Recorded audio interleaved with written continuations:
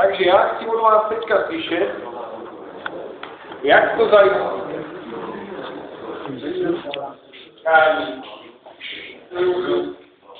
Jak to zajistí? Jak zajistíte vytvoření nějakého obsahu, do kterého vy se potom těma svýma datama, jak se do toho vejdete a jak se to podle toho.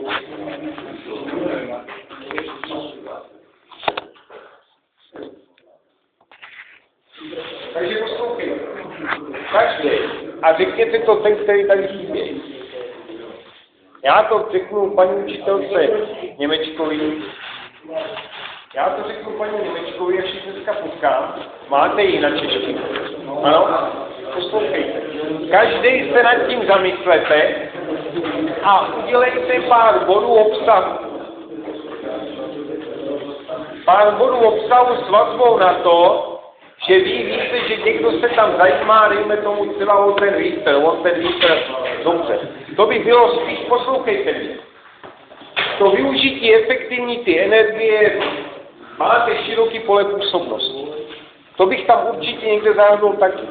Ale řekl bych to asi tak, ano, že to využití je široký, efektivní, ano, a že se zaměříte v první řadě na tu část, která vám je, dejme tomu, blížší, nebo do které cítíte.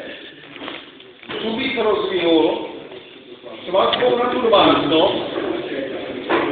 Ano, šlo by to tak, s vazbou na tu domácnost. Do toho byste zahrnuli nějaké teplné čerpadlo a takovéhle věci.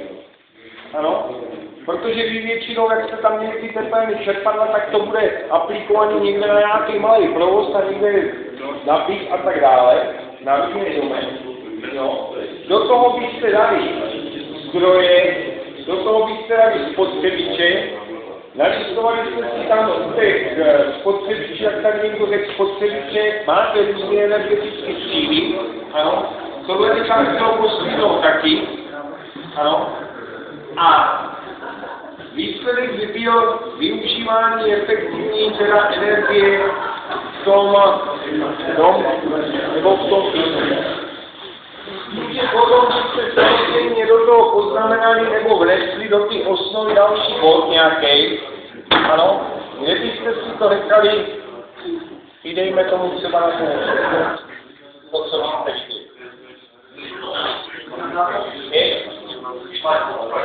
Takže poslouchejte, já to si paní učitelce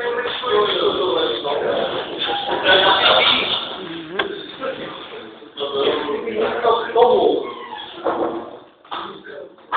nebo abyste vás zeptala, když jste nevěděli, tak jestli vás k tomu něco poradila, já si na skříně moc co kráčí.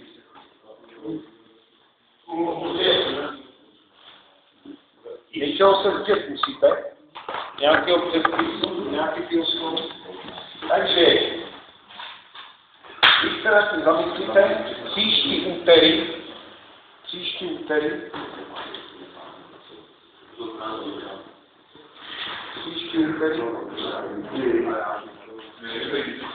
ty osnovy, čas se vám krátí, ale jak se to záhodí, protože já si myslím,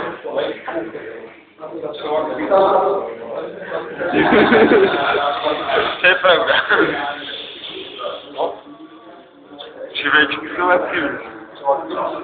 Jsou aktivní. Že měli nějaký 60 dráhy a teďka se to snaží zredukovat na 6. Takže poslouchejte, osnovu, já si tady teďka ustavím, představím se pro nějaký hodině a představím se vás a budu vás tlačit. A nechci vás tlačit těma pětkama, chci vás tlačit těma jedničkama, které byste mohli na nejde. To je vytírání. Ale já bych chtěl ten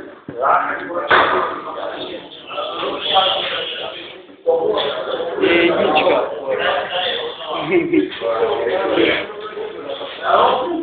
Pokračujeme dál, vážení. Tak, nějakým zání a nějaké zání máte si